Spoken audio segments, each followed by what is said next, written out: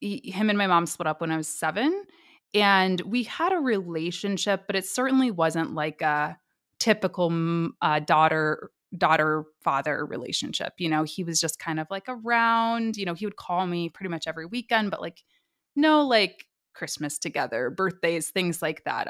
He was very, very unwell. He was actually unhoused at the time that he died. So he didn't have a phone, he didn't have a house. Like I couldn't like go and find him. So it was very much, the relationship was very dependent on him, like to call me and to reach out and things like that. So it was weird that he didn't call me on Christmas because he normally knew that I'd be in town, in my hometown, and like try to see me, my sister, my mom, we'd all be together. So we'd always try to get together. So I thought that was really odd. And I get home about 2 hours, from my hometown. The next day, wake up, and that's when I get the call. Hi, your dad, his body's been found.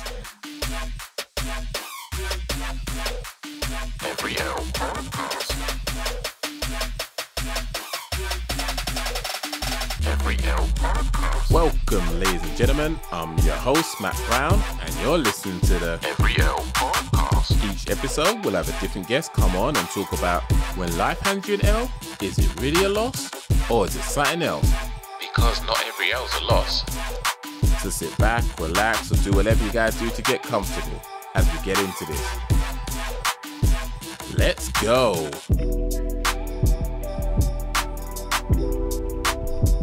Hello everyone, and welcome back to another episode of Every L Podcast, where every L is not a loss, and we discuss it at length to find out what was it, if not a loss. And as you can probably tell from the previous episodes, various people have various stories they want to share, and it's very unique and very personal to them. But if you resonate with it for any particular reason, hold on to that and just take it forward, because life is going to have ups and downs. That's a given. The only time life doesn't have ups and downs is when you're flatlining and you're dead. Then you've got other things to concern yourself with. But while you're here, while you're living, while you're breathing, take heed to some of the stories that people are telling you, because some of the lessons that they've learned from it, you'd have to go through what they've gone through to get it. But you're getting a nice sample of those situations and still getting the gems dropped from them. So please just take it. I'm super excited, as always, to have my guests come on and share, because they owe me nothing to do this, but they're taking it upon themselves to sacrifice time out of their busy schedule to come on and share their stories. So let me go on to who my guest is today. Now, this person, truthfully, not spoken to before. I have watched them from afar for a number of years. Like, I remember when they were at this previous place and then they were doing what they did. They had their setup, it evolved, and then eventually they upgraded, moved house, and you're just sitting there going, okay, cool. How's this going? But it was the fact that the content this person was putting out was so authentic. They were so real. It wasn't like everyone else, as I previously said to them, that other people can do it in a sensational sort of way where they make things seem better than it actually is. But she'll share things with you. She'll tell you the mistakes she's made along the way. She has no reason to do this. She could honestly hide it in the background and gloss over it like, no, I've always been 100. That's just me. I deliver. But she's not. She's been authentic. And that's something you rarely get on internet these days, especially with someone in her position. And she's taught me stuff. She's challenged me stuff about my journey in the digital marketing field. So I am absolutely overwhelmed and grateful to the wonderful LaTasha, who is here today. And I just want to say thank you again for coming on, and thank you for everything you've taught me thus far. And I look forward to learning more from you. Thank you so much. Such kind words. Too kind, honestly. Just a normal human who makes tons of mistakes as well. And I'm really excited for this show. Like, I think it's such a genius concept because we don't talk about those L's enough. We don't talk about what it takes to actually get to, whatever position you're in enough. So I'm super excited for the conversation. No, much appreciated. And I wouldn't say that words are too kind, because I've had a few hardships in my life and I've not covered them on the podcast because it's not for me to sort of share my stories. You kind of have to go on my Instagram to get those. But on here, it's a matter of giving everyone else a voice to speak. And a brief story, I had 5 family members lost or pass away in my life, and it was over a 16-month span, each individual. So that really knocked me for 6. So I'm very much of the opinion of giving people flowers while they're living rather than when on their tombstone. So if I compliment people, it's authentic. It's not contrived in any way, shape or form. But I'd rather give it to you now, because we never know what happens once we lock off this call. And I'd rather you, as most people do, we hold on to the bad things, forget about the good things. So if I can, you might have had a really poor day. I have no idea. You wear a smile pretty much every time I see you online anyway. You could be having bad days and those. But if you are having a bad day, here you go. Here's some flowers given to you. If you're having a great day already, here you go. Let's compliment the day further. So I'm always about just giving people their dues whenever possible. But that's enough talking about me. Let's talk about you. So, as you guys know, I don't ever do anything beforehand. I literally just jump in and go based on what they said. So, the first L, because there's two today, that LaTasha would like to talk about is getting passed over for a promotion at my first corporate job. Now, that sounds a bit brutal. And I have so many questions in my head where I'm like, oh, I want to know, is it this? Is it that? Let's back it up. Let's go from the top. So we have the context and then lead into it as you see fit. Yeah. Yeah, for sure. So I got my first corporate job right out of college at a fantastic Fortune 500 company. Definitely not what I would have expected for my first job. Definitely thought I was going to have to work my way up and, work somewhere kind of terrible at first. I'd worked, of course, in college. I worked retail jobs for years. I was a manager at retail jobs and worked really hard my whole life. I started working when I was 15, but this was like my first cubicle job. So got the job. Job offer was given 13 days. I think it was 13 days to move 2 hours across the state and start this job. Yeah, so that was exciting. Considered living in Airbnbs. Long story short, I ended up finding a place, like a room in a house with somebody I used to work with years ago. But yeah, I got the job. It went really well. Was one of the top performers. It was basically like a call center, but digital. So it was in the marketing department and we were handling all the chats that came in. So as opposed to like having a headset and actually talking to people, it was all online. And I crushed it because I am a child of the internet, obviously. That was like perfect for me. Introvert, no problem. Great writer. Super easy. I was not like referring so many leads to the sales team, absolutely crushing it. So they were expanding the department, and I had only been there probably like, I don't know, it was probably like 5 or 6 months. It was pretty quick. And I actually wasn't going to apply for this promotion. But my manager, she was like, LaTasha, why aren't you applying? We're hiring like, I think they were hiring 3 or 4 leads. That would be so the company I was technically like a temp, so I don't know if you have the same thing over there, but it's We do have temps, yeah. yeah. So I wasn't actually hired into the company, meaning I didn't get benefits, the salary wasn't as great, things like that. So these positions would be full-time salary roles, basically a great starting point to start a career with this company that people retire from. I mean, people would love to retire from a company like this. And my manager, she was like, "Why aren't you applying for this? You're killing it. Like, you should be applying for this promotion." So I did. Because I was like, I'm a shoo-in, right? Like, why would she ask me to apply to something that I wasn't going to get? And there were like 4 positions. So I was like, I have to be getting at least one of them. And yeah, I interviewed, went swimmingly, just went amazing. They asked about all of the things that I love. That they wanted somebody who could train. And I mean, what I do, for those who don't know, like I do online education today. I've always been a teacher, a trainer. Like I've always loved that side of all of my work. Like I said, I was a manager in retail for many, many years. And that was always my favorite part, was working with people, helping people, develop people. Interview went amazing. I like walked out of that interview. I remember I went to my then boyfriend's house and was just like, I crushed it. Like, let's go get a drink. Like, let's go celebrate.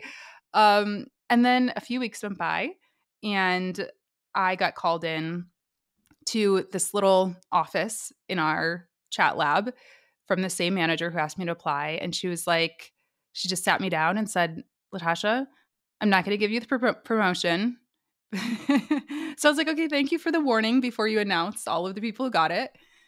And that's how she started the conversation. And she was like, but I want to give you basically the first loser prize, which is still a temp position, but it's like an elevated role. So it's kind of her getting the best of both worlds because I was going to be doing more work. I was going to be doing all the training, but I still wasn't. I got a little pay raise, but it wasn't, what I would be getting for the full-time role. Yeah. And when they announced the people who actually got the role, many of them like totally were deserving. Don't get me wrong. Nice. Yeah, for sure. And they were like, okay, I knew that person was going to get it. I knew that person was going to get it. They were kind of already in these leadership roles as it was.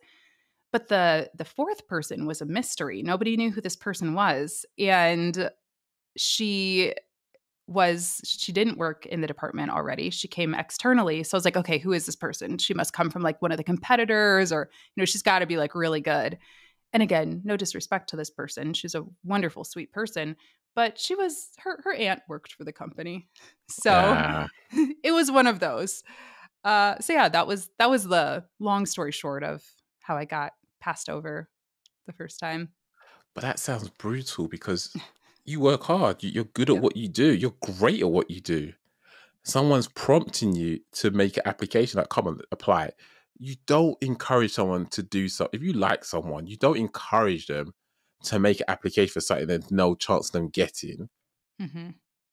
So, wow. Okay, so how old were you again when you did this? I was probably like 24 or 25. So, okay, so mid-20s. Mm-hmm. And you've worked in management before, but you're enjoying this job. You're flying high. Yes, you haven't got the full-time contract that ideally you'd like to have with all the perks and the sustainability and everything else that goes along with it. This opportunity comes along.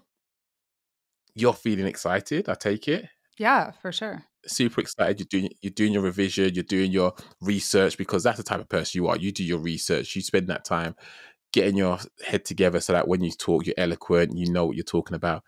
And they say to you, yeah, you didn't get it. Yeah. How are you feeling? Because I'm imagining the contrast in feelings from them calling you in, sitting down, and you're like, I got this. I celebrated my boyfriend at the time. Yeah, I've got this. A bit tipsy, but I got this, right?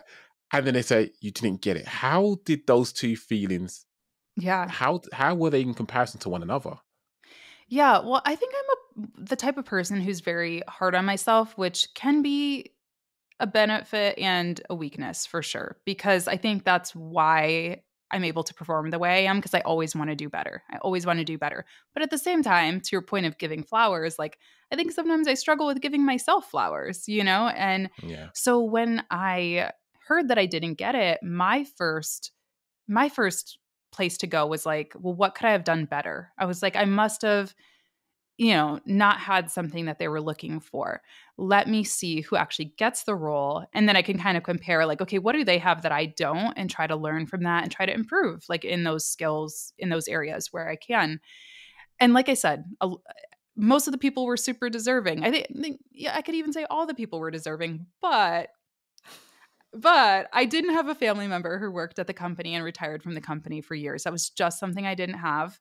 There was nothing I could have done to change that. I could have said, oh, I could be more outgoing, or I could be more whatever, I can't change who my family is and what jobs that they had or didn't have. So that is where I kind of started to just, I don't want to say realize the world is unfair, because like I've known that, my whole life, I guess. But I was kind of very green, very excited about like this first cube job and, just my first office job. And then I was like, oh, okay, this is what they mean when they talk about corporate America. Like, I get it. Like I was one of the best for the job, but I didn't have this thing that I absolutely can't change.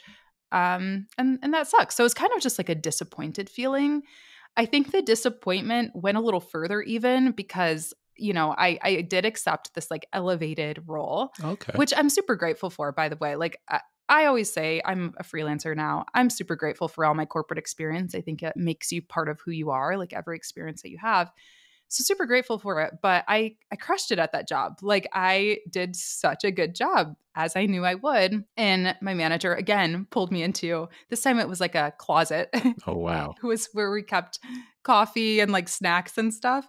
And she like pulls me in there and she's like, LaTasha, we have to figure out how to get you hired in.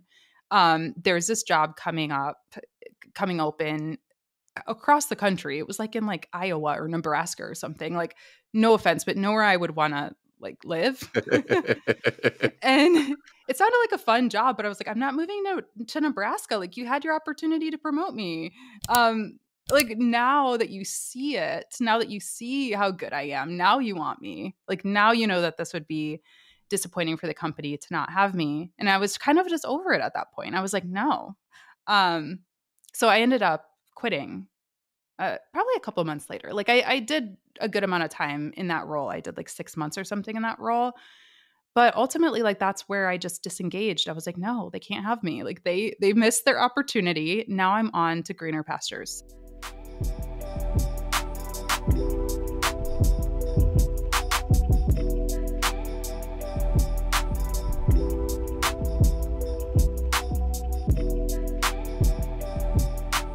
Did you feel betrayed at that point? Because again, you earmarked me, you pulled me aside.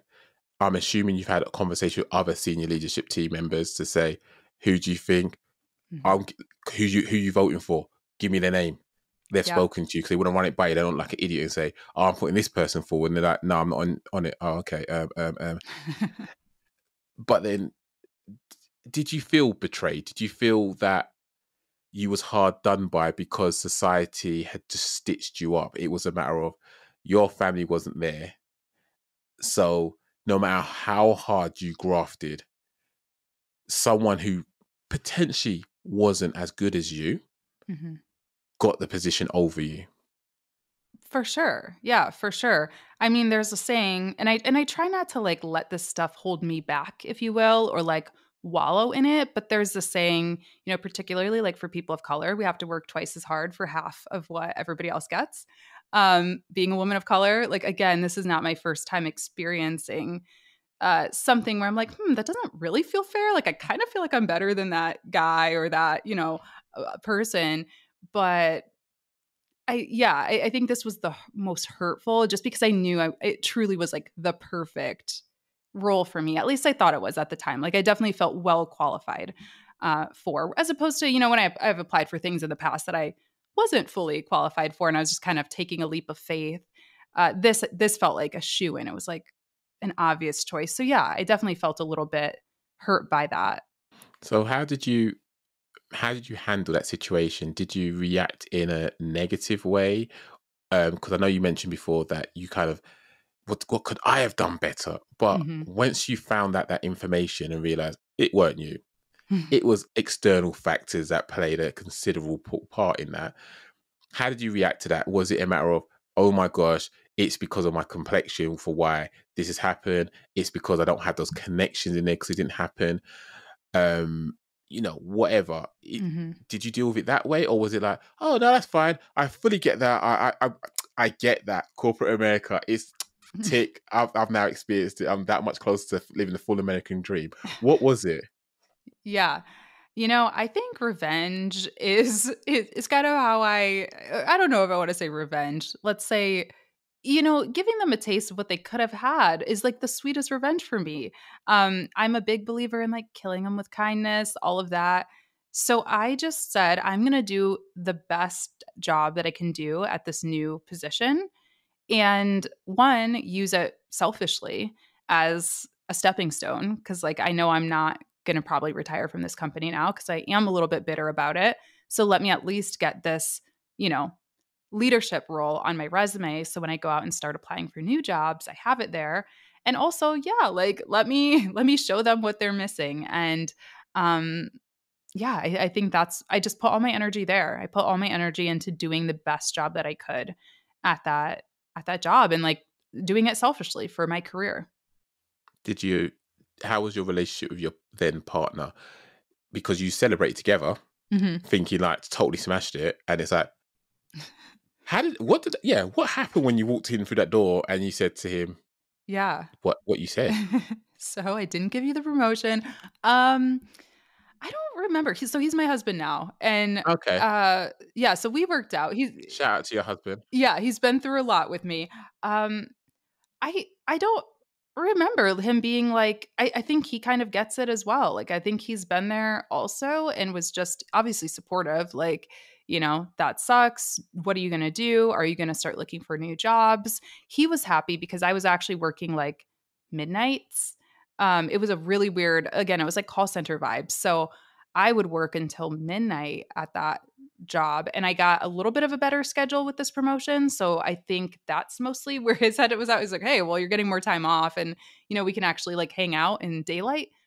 So I think that's where his head was at Oh gosh, more than sounds like anything. it sounds like Vampire Diaries at this point. Yeah. It was a weird job, but it was a good job. It was a good, place to start, I guess. Well, it's good because it sounds like you've got someone in your life who is optimistic and always looks at sort of like the opportunities that come from it. Mm-hmm. And I guess as well, and this is for me personally, is that your name is very evident that it's not Caucasian, shall we say? And for a lot of people, and it's not just over there in the States, it's here in the UK as well, is that if your name is a certain way, Mm-hmm. therefore unconscious bias is very prominent at that point.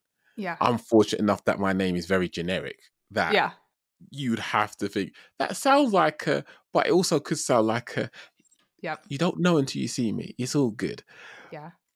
But did that then hinder you in terms of looking for other jobs because of what you've just experienced, being potentially put to the side just because potentially your face doesn't fit, you haven't shaken certain hands, you're not related to certain people that have worked in that industry before, or because I'm really glad you brought that up, actually, because so my name actually even it technically has a capital T. It's the La capital T Tasha.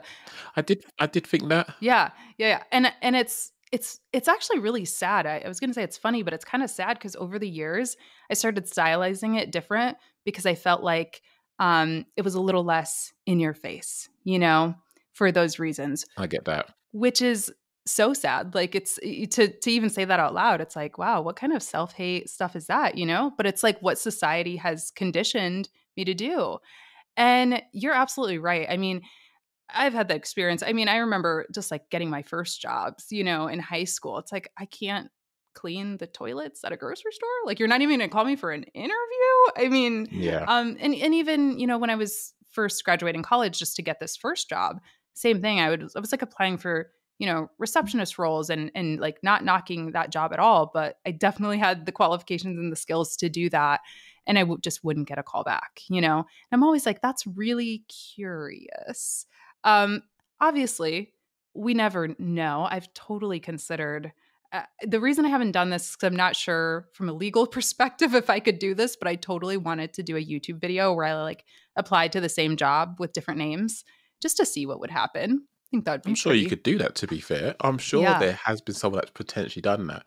Yeah. And if you think about it, how do they do studies that say that X amount of people get hired who have a Caucasian name versus Mhm. those that have a black sounding name? Yep. I'm For sure if sure. your name was, and this is no offense to anyone called this, but if your name's Mercedes, Porsche, or Yep. names like that, you probably get less callbacks for interviews For than sure. people that name are maybe Mark, Kerry, and the Yep. likes of names like that. And it's horrible Yeah. because even when it came to me naming my children, I had to think, and I shouldn't have to think this way. Yep. And again, there's no disrespect to anyone here, and it's just a name I'm calling. If I name my son Tyrone Brown, Yeah. that you already think something along the lines of, yeah, he's black. For sure. You're not thinking of a white guy at that point. You're thinking of a black guy, and Yep. that potentially means that it's forcing a person to already push aside their bias and say no. And it's like, no, you already thought it. That Mhm. fraction of a second where you hesitated right there. So. Yep. Has it influenced me calling my children their names? Yes, it has. Yeah. Have I robbed them of names that I really like? I don't think so. Yeah. But I think I did it with the right intentions. And I don't think your parents did anything wrong calling you that name because it's a beautiful name and it reflects your personality. However, I can probably appreciate the frustration you have when you have to do it and then you catch yourself stylizing it differently Mhm. to kind of say, I need to fit in. So I'm going to give this analogy and I'm going to try and articulate as best as possible, but it's better if you see the image. So there's an illustration where they're is a guy who is a jigsaw piece, and he's gone to college or university, he got his degree, come out, and he's walking around trying to fit in with other jigsaw pieces. He Mm. doesn't fit. So what does he do? He cuts the top of his head off so that he fits in. Mm. That's technically what a lot of people of color do in society to change themselves. There was something I saw and it resonated with me big time. I am not the easiest person when it comes to name, because my name's Matt Brown. That is dead simple, right? But when you get someone that has a African name or just a more unusual name, and it's various amount of syllables in it, it can be challenging. And I think it's disrespectful when they say, "What's your name? Oh, can I call you Phil instead?" Oh That's gosh. rude. Yeah. That is rude. What can I call you instead? You call me the name I was born with. Thank you very much. Right. So this post I saw ages ago, it was talking about, it was an African guy, and he says, "Oh, I go by this name," and his dad said, "Why are you doing that for?" "Oh, because it's easier for my friends and other people to say it." He said, "If they can pronounce Nicole Scherzinger, Right. they can learn your name," Yep. and it's right. And it's where people place their value on learning certain things. They might want to sound good and they'll say things with a French accent when they talk about French stuff, but when it comes to your name, it's an inconvenience. Yeah, for sure. And I mean, I love that. I agree with everything you said. And I think for me, how I have not let it get me down, I guess, is knowing that I don't want to work for a place that is going to stereotype what type of person LaTasha is, or, not in terms of race, but like what type of behaviors, or I'm going to be a bad employee or something. I don't want to work for somebody that has those biases anyway. So I've always kind of been like, okay, on to the next. Like it's saving me a headache of having to interview with someone like that. Yeah. Yeah, but I mean, sure, that's definitely a piece of it. And again, for me, ultimately, I didn't start my business right after this experience. I went to another corporate job.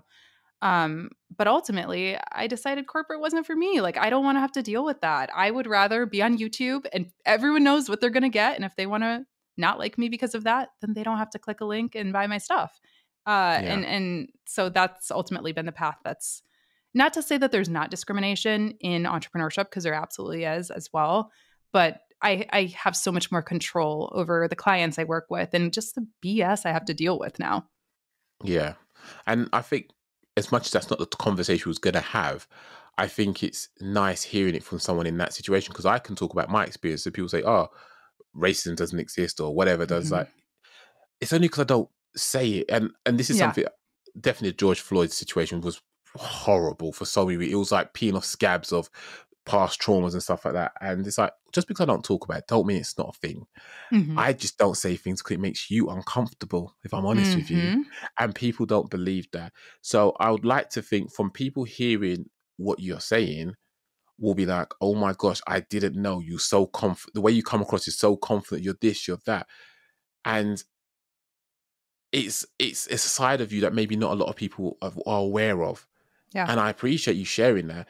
But is this something that you kind of got from going through that experience with corporate, that you've learned to, I guess, appreciate yourself, or not yourself, but your name and the power that it gives you, because it reflects your personality? It helps shape to mold you to who you are today. Yeah.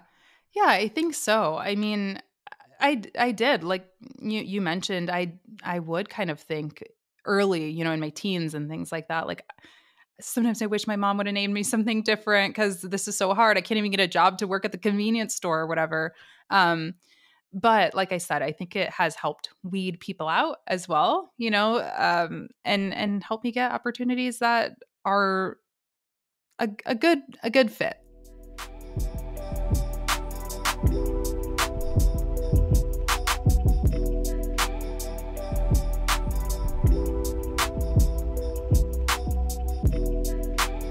So my question for you at this point is, at a time when you weren't feeling great, Mhm. out of from not getting that position, I guess, again, feeling betrayed, lied to, misled, whatever word you want to use at that point, what would you go back in time and tell yourself, just to keep you on the straight and narrow, so you don't do anything Yeah. that you shouldn't do, that would waste your time? I would say that everything happens.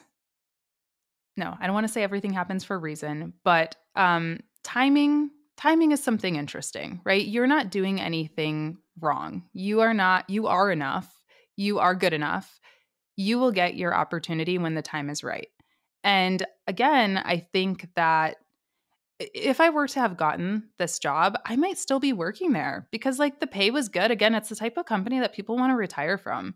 And while that could have been good, I'm not saying I never knock like working a traditional job. I think that's great for a lot of people. I don't think I'm that person. Like I have grown so much when I really stepped into entrepreneurship and I've been able to help so many people across the world.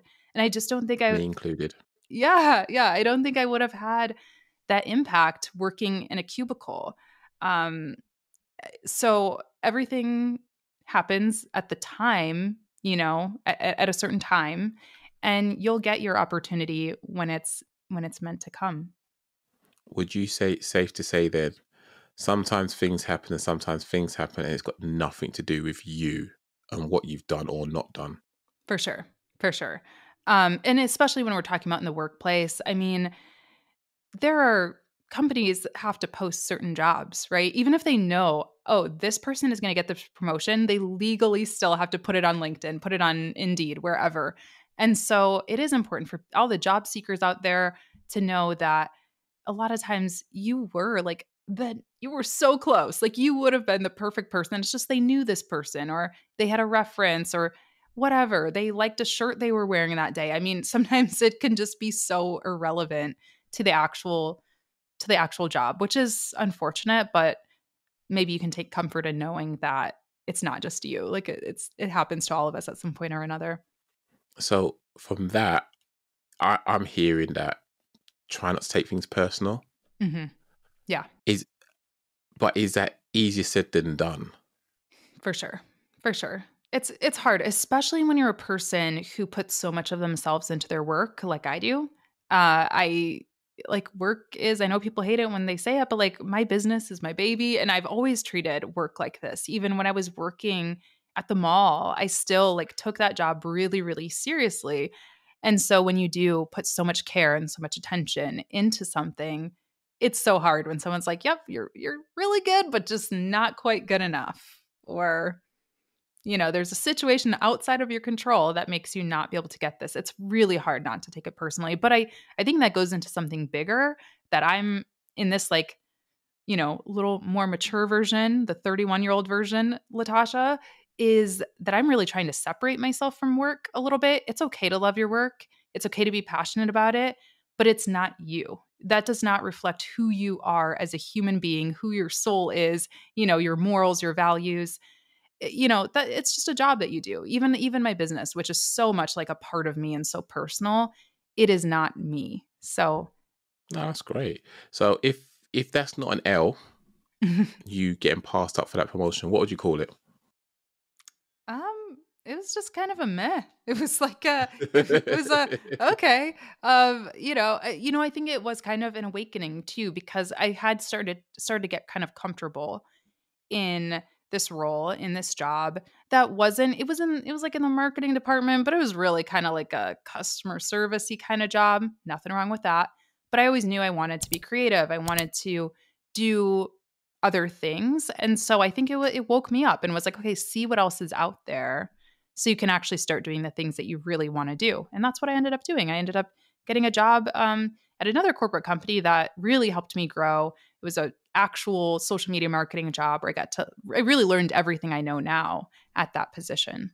So basically, you need something that helps flex your creative muscles. Mm-hmm. Totally. Nice. I was thinking about that for a while. I was like, I wonder if I can impress you with that phrase. It was good. It was good. So what we're going to do, if that's all right, let's go on to the next one and Yeah. and discuss what your second L is.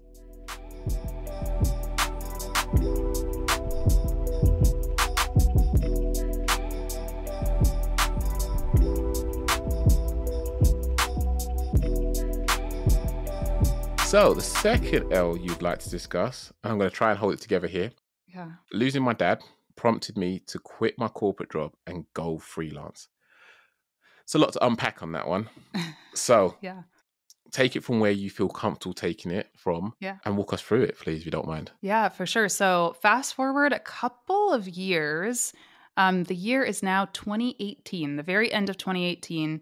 I'd been working at this other corporate company. It was like a corporate staffing company. Like I said, owe a lot to them because I really grew in that position, learned how to be a social media manager. I was also doing my business, like I was doing YouTube, side hustling, working with clients here and there, but I never really like everyone would always ask me like when are you going to quit your job, you're running this successful business already and this successful YouTube career and things like that.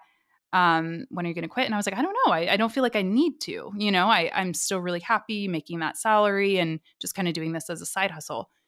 And so it was Christmas break, and so we were off for the holidays. Went home for the holidays, didn't hear from my dad, which was really weird. So I don't know. Do you want me to give the background of like his? You can do Yeah. whatever you feel Okay. comfortable sharing. Yeah, because it's kind of weird to explain to people without giving all the context. But so my father, he was pretty much like a lifelong alcoholic.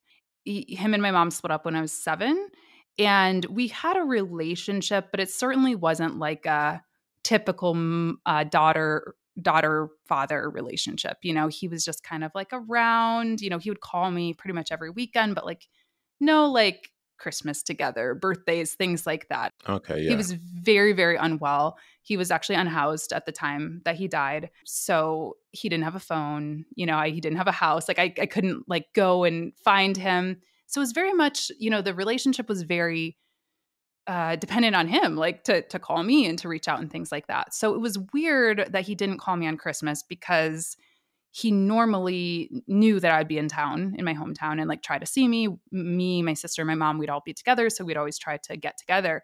So I thought that was really odd. And I get home about 2 hours, from my hometown.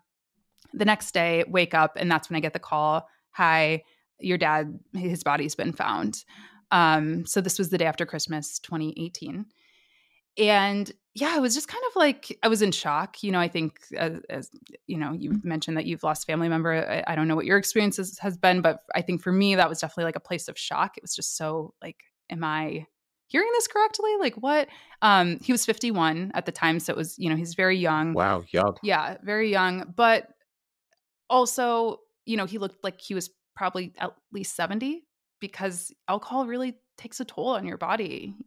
So it wasn't like shocking, like, oh my gosh, what? I wasn't so surprised, but obviously just wanting to get to the bottom of it and all of that, and figure out exactly what happened. So that was kind of where my next few days went of just like trying to, speak to like law enforcement and figure out like what happened exactly, to the best of our ability, which we didn't really get full closure on it until weeks later when an autopsy and toxicology report came back. But yeah, so that's kind of like the grim details of all of that. But I was luckily it was like Christmas break, I guess. Luckily in a way because I was already off, and so my boss was super super supportive. Like Nice. she was amazing. She's just like, please like work from home like forever. Like don't come back, until you are fully ready. So again, I have nothing bad to say about my job per se, but the next few months were just really hard emotionally for me. And I think it was the first time that I really felt out of control. Like I am very much like a polished, like put together person, like in control, even when I'm really not. Like I have a way of making it seem that way, I think. And I think for the first time, I was like, there's just so much that I need to do for myself, like mental health wise, emotionally, that it is really hard to sit here and pretend like I care at all about what I'm doing. Um, and there were a couple of things that happened. Like I said, most people were super supportive, but there were a couple of like calls. I went to therapy for the first time in my life during this time because I was really, really not doing well. And there were like a couple of calls, that happened over lunch break where I was like, almost going to miss my therapy appointment. And I'm like, this is like me talking about this like Facebook ad is not in the grand scheme of things. It does not matter. And I don't need to be on this call. Like I just don't. Yeah. And I'm a grown adult and I should be able to go get healthcare if I need it. And so, yeah, it just kind of made me think in a different way and prioritize different things. Like I said, this like newer version of me tries to prioritize myself above selfishly. Selfish isn't always a bad thing, but prioritize myself above like anything else, above my career, above my work. And I realized I just wasn't doing that. I realized I was putting so much of myself into my job previously that like there wasn't anything left for me at the end of the day. Um, and so, yeah, I was like, well, I have this business, I have this YouTube. Like, I pretty much saved all of my side hustle money. Pro tip for anybody who's side hustling: try not to spend your money because you never know when you're going to need it. And if you already have a salary, just live lean, live frugally if you can.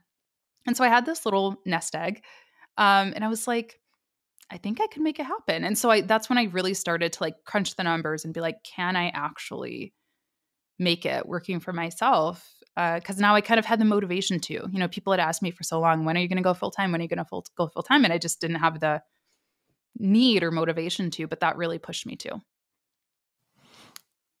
That's a lot. I know. I'm sorry for your loss. Thank you. It's never a good time to lose a loved one. I think anyone that's heard me, when I found that they've lost a loved one, I'll always say that, because it's when is a good time to lose a loved one? Yeah. Answer: never a good time. Yeah. And I find it interesting the fact that even though you had a non-traditional relationship with your father, he still had that impact on your life because of the contact that he was having with you. However infrequent it was, there was still some form of routine to it. Mm-hmm. And one, I would like to say, for anyone that has a child and don't really contact them, but do every now and again, I guess this is a good point to sort of signpost and say, this is the impact you can still have on your child. Mm-hmm. The fact that you may not be hugging them up, ringing them, going around every day, whatever, you still are important to their life. You still have an impact in their life, whether you're here or not. So if you ever think about doing something you shouldn't be doing, just take it off the table. Don't do it. Yeah. Reach out and ask for help if you need to. It's a big thing for me. It's one of the people that did pass away was one of my cousins who hung himself at the age of 21. And it hurts me to think that he had no other options than that, which I don't necessarily agree with, but it is what it is. But for your situation, how did you deal with the fact that you got this phone call, we found the body of your father? What do you remember of that time compared to, like, again, the moment before that phone call, you was probably on cloud nine, you got everything put together. I know what I'm doing at this moment, what I've got planned next, this, that, and the rest of it. Hello? Mm-hmm. What happened then? Yeah. Well, it's interesting. Like, I didn't, you mentioned, the contact and things like that. Of course, like he was a very funny person, like super, super smart. I learned so much from him. Of course, there's like a selfish part that misses him. But I think most of the sadness of it comes from, like, I felt bad for him. I felt he was very sick. And I think, we can talk forever about addiction and like how it's not prioritized as like healthcare and it's not looked at as an illness, and it is, So while there's certainly choices involved in that, and I don't think, I don't like excuse my father for everything he's ever done. I also know he's very sick, and I felt bad, like more than anything. And I had kind of been grieving my dad since I was like 7, really in some way. And especially when I got into my teens and I started to realize like the severity of his addiction and like what that all meant and like how alcoholics typically die. And, it's not a pretty way to die. I think I really started to grieve him. But even more, when it actually happened, it was like, then I started grieving what could have been. I started grieving, any hope that he would get better. And I didn't have a lot of hope, to be honest with you, but there's always a little bit. There's always a tiny sliver of hope that like this person will get better. And when they finally pass away, like that's done. Like that is completely over. So I think more than grieving him for like from like, just a hanging out and talking on the weekends, it was grieving that. It was grieving like what he could have been and like those missed opportunities for sure. So yeah, I think obviously the biggest shift that happened was just like a major mood a drop in my mood. You can do anything, or at least I feel like I can do anything when I'm feeling good. Like yesterday, I went out and sat outside in the sunshine. It was like the perfect day, not too hot, not too cold, just perfect. I can do anything. Like I got so much work done. And then you think about the days when it's like rainy and gray and maybe you stubbed your toe, I don't know, or whatever, something bad happened. Your motivation just is totally different. I'm hanging out in my PJs and watching TV on those days at best, you know? And so I guess that's the best thing I can, the best way I can illustrate grief is it's just like every day is gray, every day is sad. And so it's really hard to like go above and beyond. It's hard to get out of bed, it's definitely hard to like care about something that kind of doesn't really matter that much, like in a job where maybe you're not making such a huge impact. And I think that's why I turned to my business, is because, and again, I'm not like discrediting my old job or anything, because sure, I did make an impact and helped people, but I was like it was such a machine. I was just like a cog in a machine, like one of thousands of employees at this company. Whereas in my own business, I was talking directly to my customers. Maybe I was working on a team of 3 people tops. I was talking to my YouTube audience and reading their comments and, getting their DMs and like seeing the impact I was making. So it was a little easier for me to motivate myself because I felt like I was making an impact. Whereas at work, I just felt like I was just kind of playing a role. Yeah, I get that. Would you say you're still grieving now? For sure. For sure. I mean, I think it's interesting because you mentioned at the top of the episode that people don't really like to talk about, when you're talking about giving flowers and things like that. Like, Yeah. People also don't like to talk about death at all. It is the weirdest thing. It is something that everybody will experience, personally, but also everybody will lose somebody at some point in their life. People do not like talking about it. And so I just shut up about it. Like I just stopped talking about it. I grieved kind of publicly. Like, I talked about it online to some degree for a while. And then I realized like people were getting annoyed about it, or people were being insensitive about it, or just not caring. And so I just stopped talking about it. But I definitely think it's something that for sure, like, I don't know if you ever really stop grieving. I think it gets easier. Like after the first year and a half, I definitely was like, my emotions were, a little more consistent, I guess. Like they weren't all over the place. But yeah, I mean, there's definitely like still things that are hard. And I don't know that you ever stop grieving somebody that you love that much, I don't know.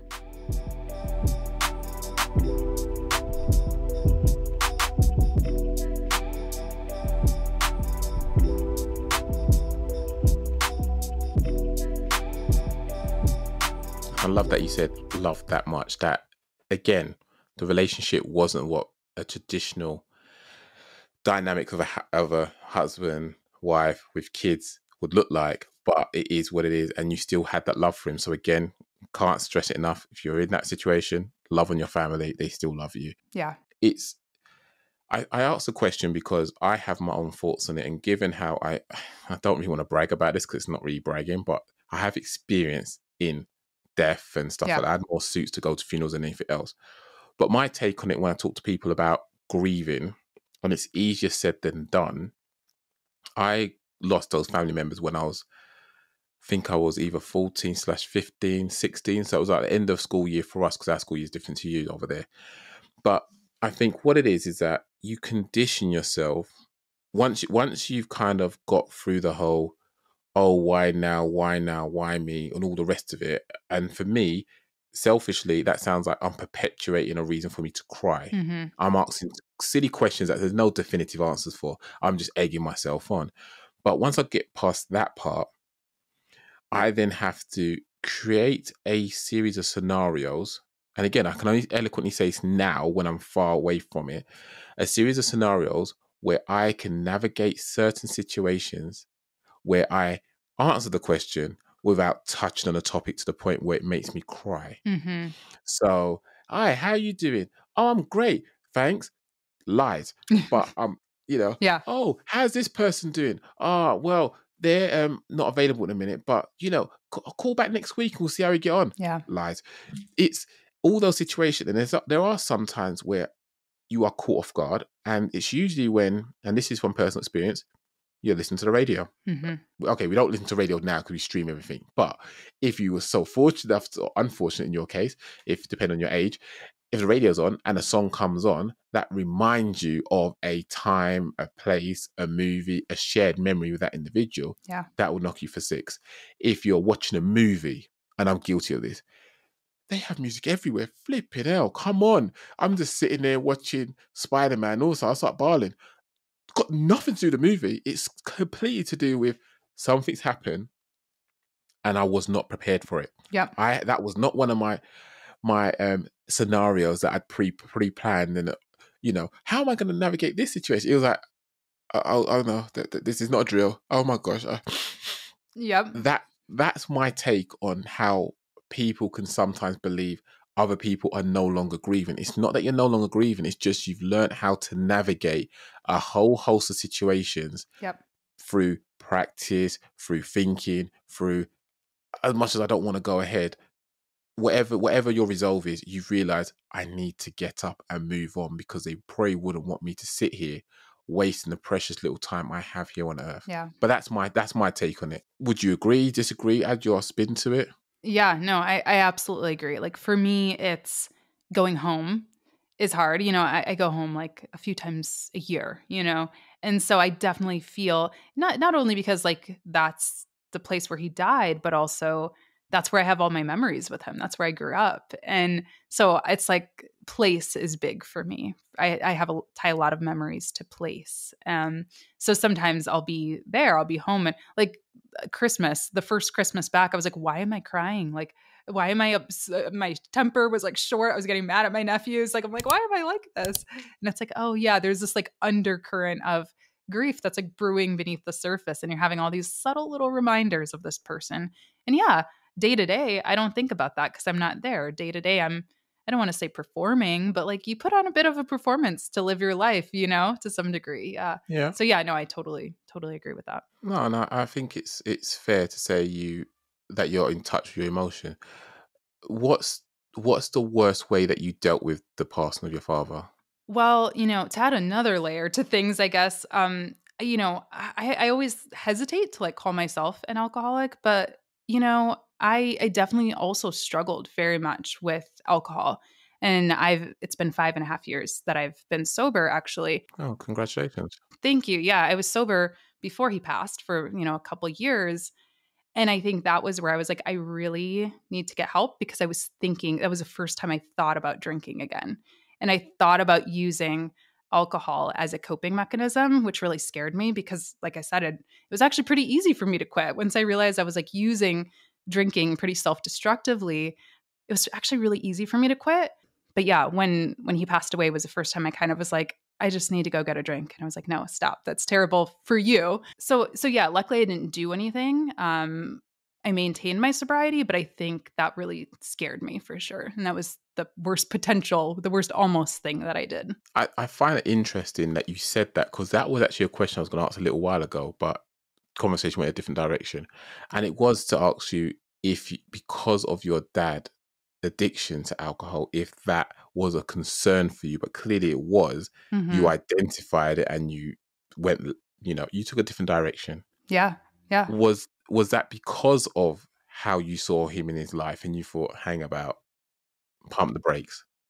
Yeah, for sure. I mean, when I was a teenager, I was like, I'm never going to drink. Once I realized like what my dad's problem was, I was like, I'm never going to do that.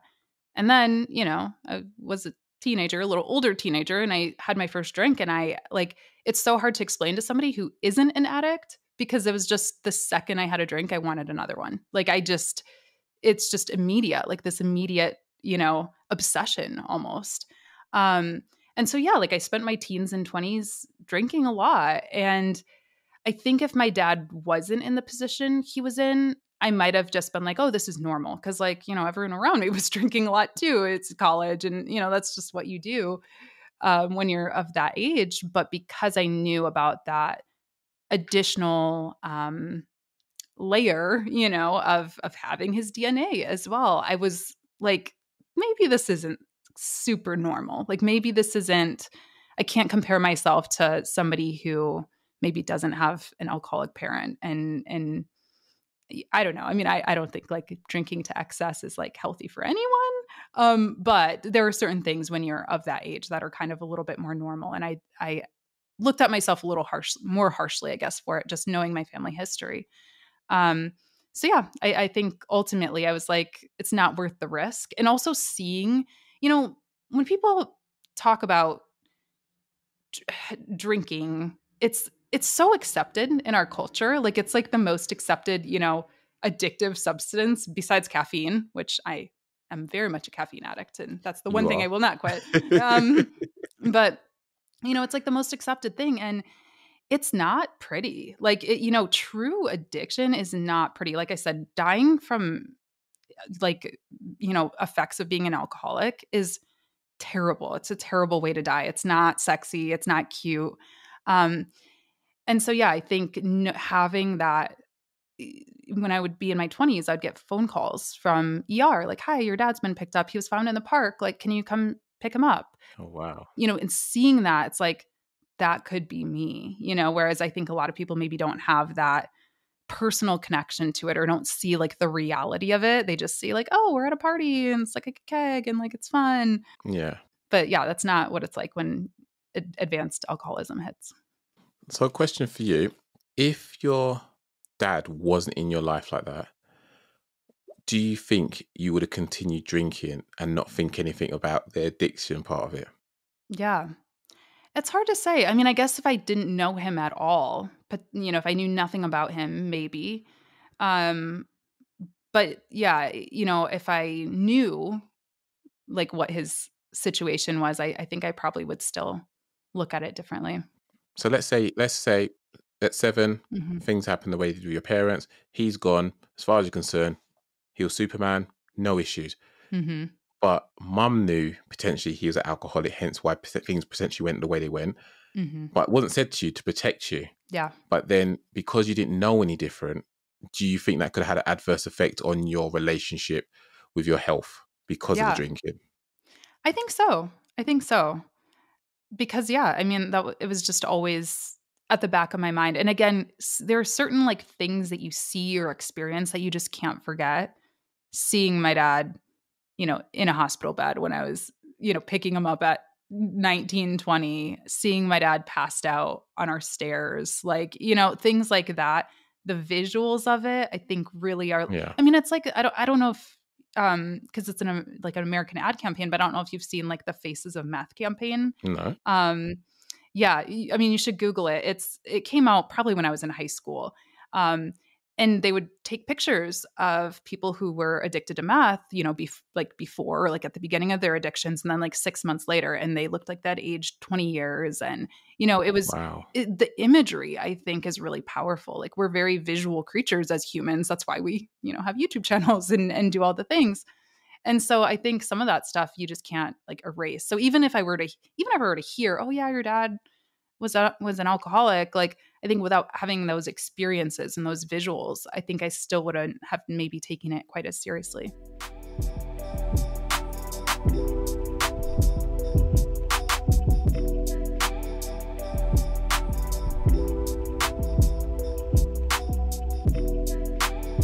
Thanks for answering that. If we go back to when things hit its worst for you, Mm-hmm. would you say that's when you decided, maybe I could go have a drink? Would you say that was at your lowest point? Yeah, I would say that was definitely the lowest for me. So at some point, you turned it around, found your motivation, found your resolve to, right, let's start taking the first step, and then Mm-hmm. not worry about any more steps until the other step. And then Yeah.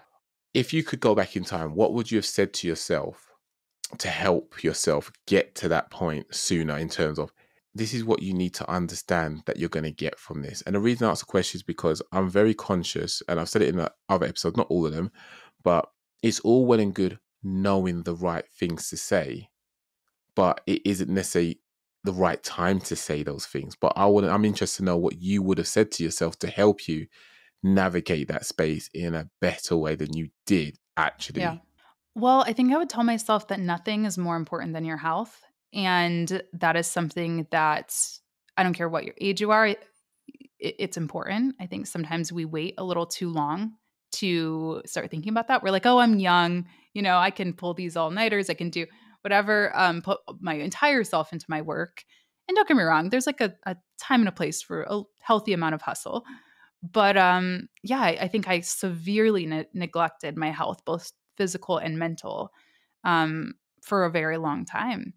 And so I think your body tells you a lot, like which I consider your mind also a part of your body. It tells you a lot um, about the workload you're putting on yourself, about the environments that you're in that maybe aren't so healthy.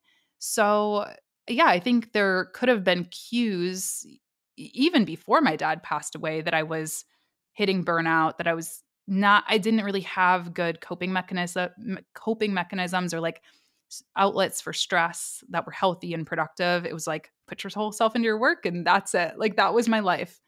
So I think that's what I would tell myself is listen to your body, listen to your mind, and find better ways to deal with stress for sure.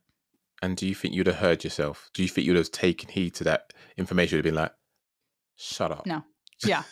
No, I wouldn't have listened.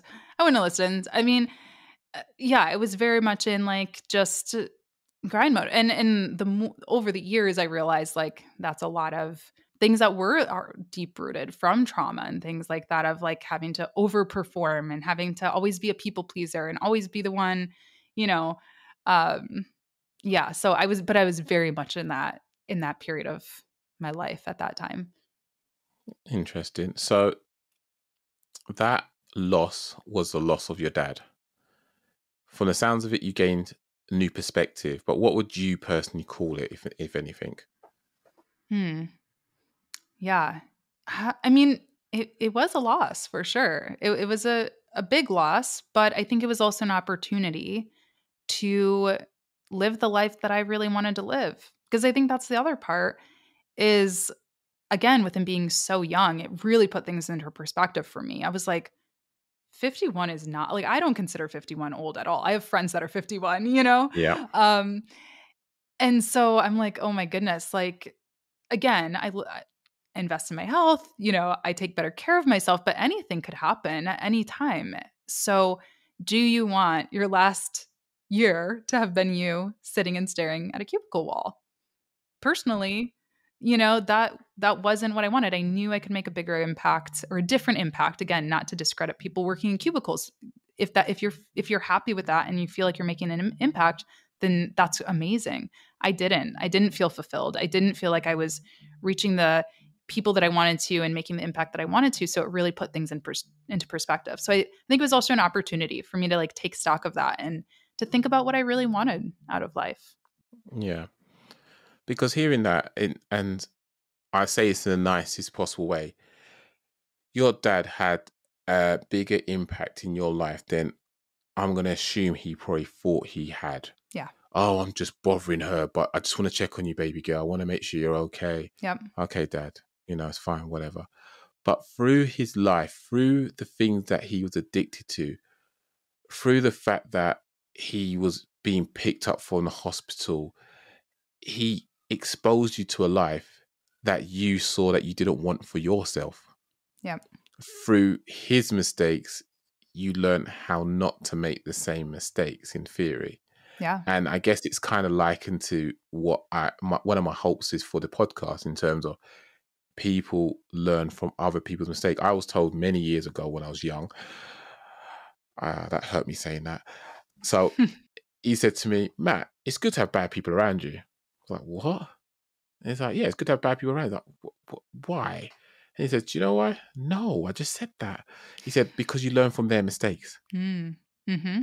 So not saying your dad's a bad person, but some of the decisions you made are questionable. Yeah. But then if it then opened your eyes to say, hang on, you're trying to tell me you got 20 years from now and that's it, you're done, game over. Yeah.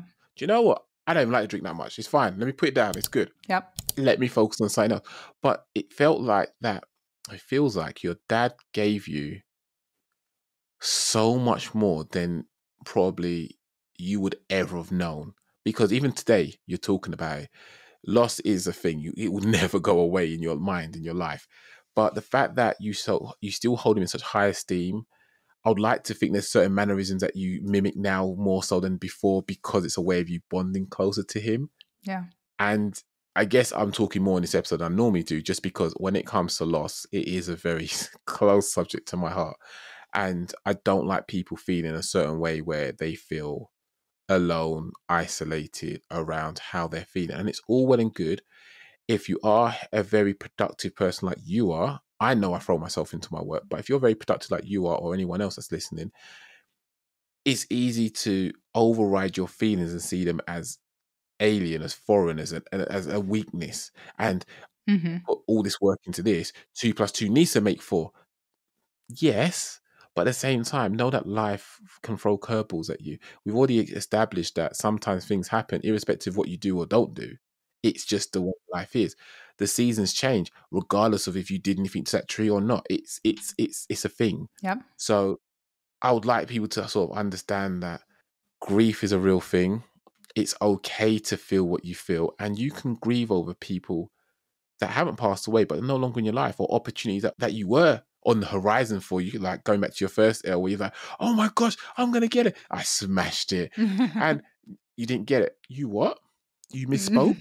Who better than me? I'm that person. Well, you see, you're wrong for that. That's a form of grief.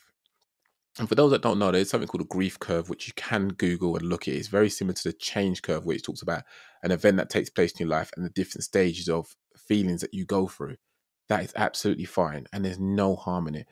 And for me, I see that it's important that we embrace our feelings, because there's going to be someone else who may be younger than us or not as equipped as we are to deal with these situations at the time that it may happen to them. But they're going to lean on our strength to get them through it. Our stories, like what you guys are so graciously sharing, to get them through it, because you're not preaching to them. You're not telling them what to do, what to feel, how to feel. You're just saying, this is my story. This is how I felt. This is how I navigate it. If I could go back, I'd say this. Would you listen? No. But then if there's someone that can support someone that's going through that situation, they can say, okay, even though I have the answers, it's not the appropriate time to disclose those answers because the question has not been asked, if that makes sense. Yeah. So, yeah, I don't know, I get very passionate about this, and I guess that's a good thing. It's I don't know, I am so sorry for your loss, but at the same time, I am very excited for everything you've gained out of it. And for those that don't know, because I didn't do it at the beginning for a different reason to normal, please tell people what your actual business is now, that because it was a side hustle originally. Yeah. Now it's your 24 hours day job and night job, I'm sure. Yeah. What do you do now? Yeah. I'm a marketing strategist. So I help, other companies, brands come up with their marketing strategies, but I also am an educator. So I create content on YouTube and on a podcast myself for other entrepreneurs, freelancers who are looking to get into it, have courses and things like that for them. So yeah, I work with a lot of other people who are looking to start their businesses every day, and it's really fun, very rewarding. And you're a joy to watch. Now, I don't want to know anything about how much you make, but would you say that your business is successful? For sure. For sure. I mean, I make about 10 times what I was making at that job. So yeah. But then in terms of success, is it solely about the money, or is it something else? I mean, the money, of course, is a part of it, because money is a tool that helps us live the kind of life that we want to live. It's definitely not everything. And everybody has a different standard or a different goal. Like I that's something that drives me nuts about online business, is like, make X amount of dollars. And it's like, depends on where you live. Like if I want to go live in the mountains somewhere, I could be happy making, such a small amount. I'm not going to place any judgment on that. So yeah, of course, money is like a part of it. But like I said, the biggest thing is getting to interact with people every day who are doing really, really cool things. I mean, my clients, my students, my viewers, everybody. I mean, like this is so cool. I am such a big fan of what you're doing. Thank you. And just being able to be connected with you through the internet is like the coolest thing. I would never have probably ever met you, otherwise without it. So that's definitely the most rewarding thing. I was working a very standard corporate marketing job before, which again, grateful for those experiences that helped me do the job I do now. But yeah, I just didn't see the impact every day. I didn't get to like reach out and touch the impact in the same way that I get to now. And that sounds really, really nice. The sense of in a very dark and bleak situation, there's this shining beacon of light where, yes, the money helps, it's a tool, it supports you in a certain way, but that is not the reason why you're successful in your eyes. It's because you can tangibly touch the impact you're making. You have the creative freedom to do what you want, irrespective of your name. You work with who you feel comfortable working with. Oh, you don't like my name because you feel funny saying it, and that's your business. Right. Next, you're not worth my time. You're not worth my energy. Even if you did want to work with me, I'd probably charge you so much that you wouldn't want to work with me. Yeah. But you probably couldn't do that for working for a corporate company because it's image, it's status, it's all of the above. But I think it's really important that people understand that, and I've said this in previous episodes, and I really like the phrase, there's nothing about a caterpillar that tells you it's going to be a butterfly. And your situation is so evident of that in both instances. And I just love the fact that I knew none of this about you. I honestly don't think I've come across a video where you shared that, or on your social that shared that. And rightly so. You share what you feel comfortable sharing at any given time. But I like the fact that people that know you or just meeting you are learning, oh my gosh, you can be hugely successful and go through all of that.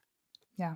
A lot of us are actually broken, beautifully broken, but we're holding ourselves together as best as we can using duct tape, no more nails, Gorilla Glue, you name it, we've got it on us. We're just holding it together. And I think that's why it's important to be kind to one another, because we're only one bad word or unkind word said to us that will just make us fall to pieces. Yeah. You never know. The moment before you met me, I could have been pulling myself together to get myself ready for the day ahead. You said one bad thing to me, I'll just drop it again and I'm crumb. It's, your life is incredible. And what's that phrase? You've never met a strong person with an easy pass. I love that. Yeah. Everyone's going through something for sure. You are definitely that person. So I'm going to ask you to plug selfishly anything and everything you want to, what's going on, where they can find you, your socials. Yeah. Go ahead. Yeah. The best place to find me is YouTube. Just search my name, LaTasha James. And I'm also on Instagram, TikTok, Twitter, all the platforms at the LaTasha James. Because there's only one that you need to know. That's literally what it is. Yeah. LaTasha James is taken, so I had to, add something to it. It's fine. At least you didn't put a one at the end. That would have been a bit lazy. Yeah. LaTasha James 1. The original. But it's absolutely a joy having you on and sharing what you did. There was, you owe me nothing, and I am super appreciative for your time. I know how busy, that's a lie. I don't know to the full extent of how busy you are. I can only assume from what I've seen. But I do appreciate you taking the time out to share, not just to myself, but also to the people that will listen to this. And hopefully people be inspired, be encouraged, be motivated to know that it's okay to feel what you feel. We're all going through it. And there is light in the tunnel. It may look dim from where you're at, but let's be honest, you need a light source to cast a shadow. So just keep looking, keep searching for that light source, and you'll find it. Surround yourself by good people. If you can't find good people, go find some good people. You went therapy? Would you recommend therapy? I didn't like it the first time. I felt it made me worse, to be honest. It's an unpopular thing to say because I never want to discourage anyone from getting therapy. But I actually just started going again only about a couple months ago. And I have a completely different experience with it. What I'll say is, just like finding any other service provider, be picky. Like, find somebody who really understands your lifestyle, who's a really good fit for you. Because I think that was my issue with the first person, is kind of just went with the first person that was recommended, and then it just wasn't a good fit. So finding a therapist is like finding a partner. Like, it's you have to really find the right one for you. So don't give up if you have tried it and you hated it. Like, try somebody else, or a different type of therapy too. Like, talk therapy isn't for everybody. There's different kinds out there as well. But definitely get help if you need it, or even if you think you do. Because sometimes, sorry, I'm going on a tangent here. Go for it. But sometimes I just would feel like, well, I'm not that bad, right? Like, I'm going to work every day. I'm getting out of bed. I'm showering. Like, I don't really need help. But there doesn't have to be anything quote unquote wrong to get, to talk to somebody. It can just be helpful, just a helpful part of your normal day. So I don't want to discourage anyone from it. Well, you wouldn't wait until your car breaks down before you take it to get service, would you? So Mm-hmm. treat yourself that way, if not better. But I appreciate your honesty in that regards, because I think people need to hear that it's not always one size fits all when it comes to therapy. Sometimes you need representation. Guys might want to talk to guys. Girls might want to talk to girls. People of color might want to talk to people of color, just because it's one less barrier to overcome, explaining where I'm coming from, what it's all about. Sometimes it's all like, you get it. Yeah, I get it. Okay, cool. Let's continue from this point forward. If someone doesn't get where you're coming from, it's like, oh, okay, let me go back to the beginning. And you don't have that. So people, find a therapist if that's who you need to speak to. And there is such a thing as growing pains. Mm-hmm. Like, growing can hurt. Mm-hmm. Staying in the same place can hurt too. And you just got to know that life is going to push you a certain way, and you can either accept it, or you can push back, or you can lean into it. Personally, lean into it is where I'll go, because you can't stop a wave, but you can learn to surf. And I encourage that with every single person. So I'm going to wrap up, and I want to thank everyone for listening. Thank you again for LaTasha James for jumping on and being a fantastic guest as always. Well, as always, she's always great on the mic anyway. But thank you to you. Thank you to the listeners. If you ever want to come and find me, I'm on Every L Podcast, my bad, on Instagram and Twitter. More active on Instagram than I am on Twitter, if I'm honest with yourself. And I'll have some exclusive content on Instagram. But ultimately, just leave a review if you can on Apple Podcasts. That'll be fantastic, so more people can reach out and get it. If you've got a guest you want me to interview, reach out to me. I'll see if I can do something about it. But thank you very much to every single person. And don't forget, if you're listening to this, you're not alone in what you're feeling. It's totally normal to feel. You have your highs, you have your lows, you have everything in between. You are unique, but you're not that dissimilar to everyone else. We're all going through something similar, and that's okay. So look after yourself, stay well, and just remember, not every L is a loss. Speak to you later.